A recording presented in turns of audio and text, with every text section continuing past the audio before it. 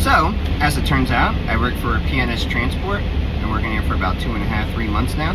And there was another company I worked before this, PGT, when I first started truck driving. They're both flatbed companies. And I wanted to compare the two with you guys, in case you're thinking about maybe joining one or the other, and give you a real comparison over what they're like, dislikes, likes, things of that nature. Alright, here we go.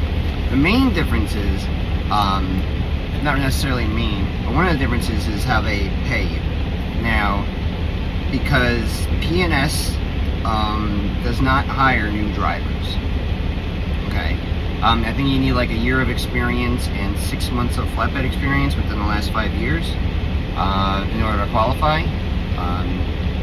When I was in orientation down in Alabama, that's what they said.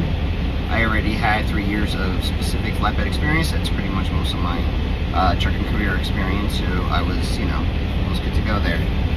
But PGT will hire new hires. That was the very first company I applied for. They said, that's fine, you're a new hire, we'll do all the orientation, we'll do all the training here. We'll have you go out on the road with somebody, with a trainer, for like a few weeks. I went on the road with 2 different trainers, 2 weeks each. One was a local guy and the other one was a over-the-road guy. So they do the training for you if you need to get a leg up. But P&S, they do ask that you have a year of experience and 6 months of experience, flatbed specific experience, within the last 5 years to do it. Now they do have, from my understanding, there were some people in my orientation course that did have, I don't know, but maybe it was like a review, maybe they were out of flatbedding for a bit, but they did have those guys go for flatbed training, securement, how do you secure a coil, suicide style, shotgun style, this, that, and the other. I guess it's like fresher. They also did the Smith machine there. Both companies do that in orientation, but that's pretty much the main differences in terms of new and old. Now, because PGT does hire new drivers, my understanding is that because they don't have X amount of years experience, that their insurance rates go up, which makes sense. Because the newer the driver, you're more likely to have an accident. Now, not to say they're having big accidents, new drivers, but they're more likely to have like little fender benders, they hit some, break a mirror off, or whatever the case is. And because of that, their insurance premiums go up. So PGT will hire new drivers, but it's a little bit less to start. So they pay by, both companies pay by percentage of the load. So if the load is like, say, $4,000 and the profit from the load is $1,000, you got a percentage off of the profit. So PGT offers you 25% to start as a brand new driver there. Just back in 2020, I think the rates are still the same, of the load. So then you would get, at $1,000, you would get $250 for delivering that load. Now, because you do have experience, P&S starts you off with 27%. So you do that same exact load as $4,000, same exact profit, which is $1,000, then you would get, at 27%, $270 off of that load. So you would get $20 more off that load if you start at P&S as opposed to starting at PGT with zero experience. Now, if you do go to PGT with some experience, I have heard that they do, raise it up higher. So if you do have experience, you have, options which company you want to go for. But if you have no experience coming right out of trucking school, you might have to wait in order to apply to a company like PS Logistics until you get that year worth of experience and 6 months of at least flatbed experience within 5 years in order for them to, you to qualify. Now, well, as PGT, they will do the training, they will hire you, and it's a little bit different, but that's the main differences between them in terms of new hires and pay. Now, my experience with PGT is that they have mainly 2 types of rigs that that you start off with. Now, you can either get international, or you can get a Peterbilt. Now, I started off with a 2018 international back in 2020 when I first started there. That rig, Not the best rig. It had a Cummins in it, which was nice. Very reliable motor, strong motor, even though it was the efficiency series. Compared to the other efficiency type motors, it is more on the stronger side, more horsepower, more torque. Pulls up the mountains better.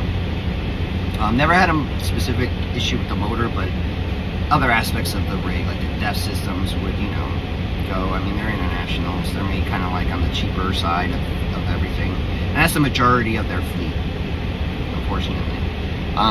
If you are a 1,000,000-mile safe driver and no incidents, no traffic or nothing, you are eligible for like I think it's like the Harley Davidson version of the International. The look of it is totally different. I heard that, I haven't actually been in one, but I heard that the inside's pretty much the same, but the outside looks, you know, more meaty. Just a different design that they, I guess, had with Harley Davidson. And they also have a Peterbilt, which was rare before, you know, the bug came and disturbed everything in 2020, 2021. They have been purchasing more because of the shortage of the rigs. PGT was purchasing more and more Peterbilts because I guess internationals weren't keeping up with the demand. So as of now, I have seen a lot of newer Peterbilts out there with PGT, as well as, you know, they're still buying a bunch of internationals. But I did notice that they were having more Peterbilts.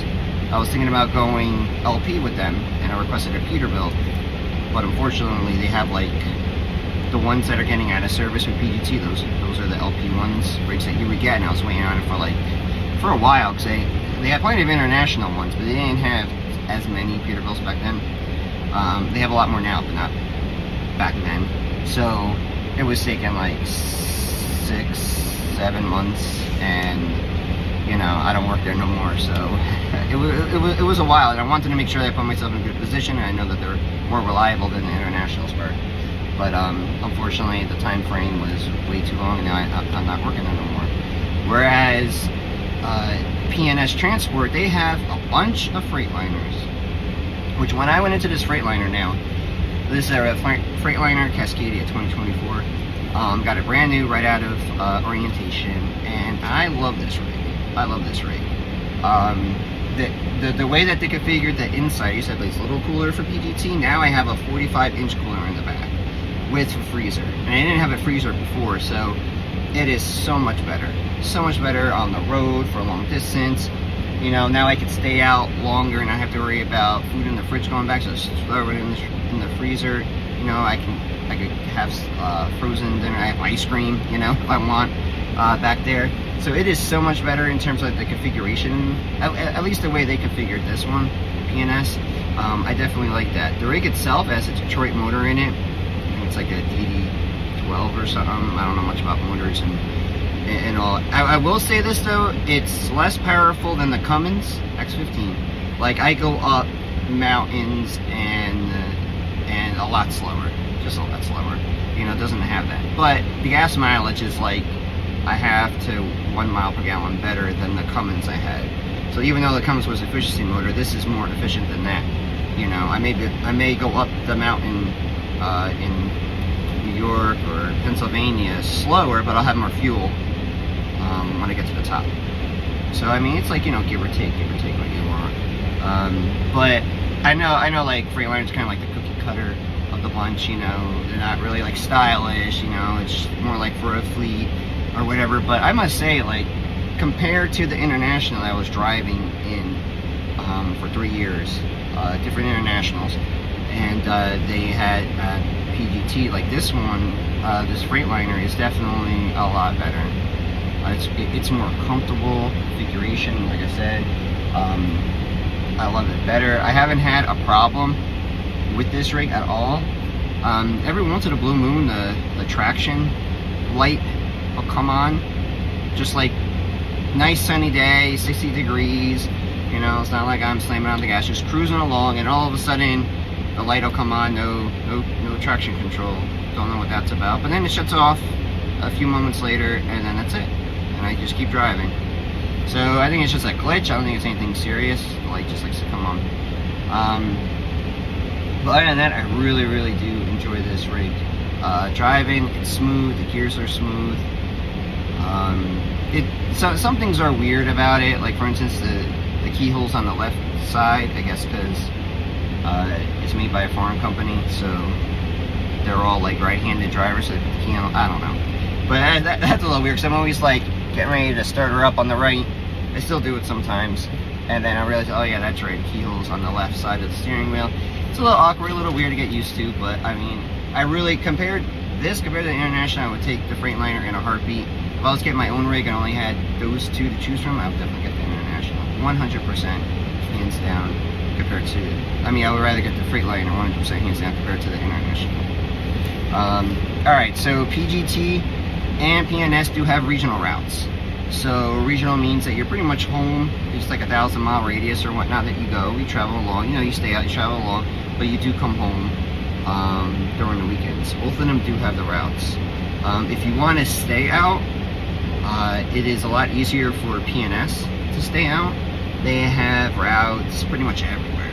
There's so many different plants and different vendors that they go to pick up and drop off. There's so many places that I've never been that I didn't even know even existed when I went to compare it to going to PGT. So they do have a lot more of that. Sometimes they can't. Sometimes if you want to stay out, they have routes everywhere. So if you want to stay out, you might as well make it worth it and be like, listen, I'll stay out as long as it's a good paying load. I want to make extra money. If I want to stay out and not be with my family, I want to make extra money. And they'll call you up. They'll work with you. Usually on the weekends there's options. Because not a lot of people want to stay out, I guess. But usually there's options. You want to go here, you want to go there. This is how much. This is how much. What do you think? Both companies, you don't have to. You kind of have a say. You have more of a say at P&S, I must say. So like if I keep denying lows, that's fine with them, but then you're not working if you keep saying no. Whereas PGT, it's kind of like you're a company driver. All right, you can say no to a load or two, but you have to pick something. They'll give you like 2, maybe 3 loads. You can say no to all of them except one. So which one do you want? It's more of that type of deal. But P&S, I mean, you can pretty much keep on saying no if the price isn't right, if you feel uncomfortable about securing a certain load or whatever. They will help you out with that. A little bit more lenient like that. In terms of dedicated runs, they both have dedicated runs, and both are pretty much the same. You have to be in the company for a bit. Prove your worthiness, that you're not going to have accidents, this, that, and the other. Your reliability, because these are dedicated accounts. They do want reliable drivers for it to keep, retain those dedicated accounts. So pretty much you got to put in your time and show them your worth. And if you do that, and a position opens up for a dedicated route, you can put in for it. Both of them are, in terms of that, they're both pretty much operate the same. Dispatching is a little bit different. So with PGT, dispatchers pretty much do everything. They find your loads, they give you the rates, they tell you what's going on. They pretty much do everything for you, soup to nuts. You call them up, and if it has anything to do with the load that they're assigning, they know. They know the ins and outs. They know what's going on. That is the person you want to talk to. That is the person that because they're dealing with it, soup to nuts, that is the best person to talk to. P&S is a little different, I'm finding, which is weird. So they have something called loaders or planners. I've heard both terms used. I think they're pretty much the same jobs. So I call up the dispatch, I tell them I'm clear, and they're like, hold on. Then they email or they call a loader or a planner. The loader and a planner then gives the dispatch a group, a load if there's only one in the area, or a group, a few of them, different loads that you can do. And then the dispatcher calls me and discusses it. A little bit longer of a process. I feel like there's like a middleman there that's kind of unnecessary in a way, because then why don't I just talk to the loader? Wouldn't it be so much easier? Cut right to the chase. But that's the way they have it set it up. So my dispatcher tells me what the loader says, this, that, and the other. The only downer of that is that sometimes, what if the loader, goes on lunch, or isn't around as late? Say you get unloaded late at 5 o'clock at night, you know, there's a dispatcher there till like 6 or 7 at night, but the loaders have already left, and then you're kind of like, I don't have a load. PGT, they always try to give you the loads the night before to make it more efficient. So that's the main differences between that. It's a little bit more efficient at PGT, but from my understanding, because of the way the economy is and all,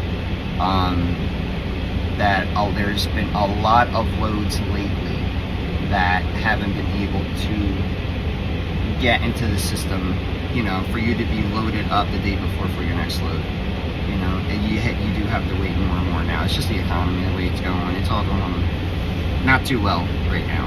So it is getting worse out there in terms of that. A lot more rigs are waiting, no matter what the company, from what I hear. I mean, I talk to people all the time, truckers all the time at Flying J's, pilots, Loves, TAs, wherever I stop off to fuel up or to stay for the night. You know, and I talk to them, and they're all pretty much saying all the same things. You know, sometimes it's getting. I mean, some truck companies are worse. They're like days. They'll wait days for a load. Days. That's insane. I mean, too much. But that's also the way it is right now. You know, I'm saying there's a trucker shortage. I think we have a lot of trucks right now just waiting on loads for days. Like, come on. All right. So day cabs. I haven't seen P&S Transport actually any rigs that are day cabs. All the ones that I've seen mainly are sleepers. I have never seen a day cab for P&S. Now, I could be mistaken. There could be some out there. I don't know. So does that mean they have local routes? I was talking to this one guy once. He wasn't a sleeper, and he did have a local route. He went out at some wallboard plant. He went out, did his load, you know, came back home just about every night. But he's also been a trucker for like 20 some odd years, so maybe, you know, because he's been in the industry for so long, maybe he had like special privileges. But I haven't actually seen a day cab in P&S, so I don't know if there's that many local jobs. That you'd have to call and ask. But for PGT, there are day cabs. There are dedicated. At one point, I was a day cab driver for almost a year at PGT Transport, and so I couldn't stay out all night. You know, so I went. I dropped on my load in the morning. I went to go pick up my next one up, and I was home in the evening. And I started the cycle over and over and over again. Which for me at the time, it was fine. You know, I got to spend some more time with my family throughout the week. Even though there wasn't that much time, but, you know, between like 10 to 12 hours, but, you know, it's, every little bit helps throughout the week, and it all adds up, you know. So, in terms of that, yes, PGT does have day cabs that you can, you know, that you'll be home. They're a little bit harder to get, but once you get them, you know, you should be good to go. And that's pretty much it for now. If you have any questions, comments, concerns, please leave a comment and hit the like button, and see you next time. Keep on trucking on.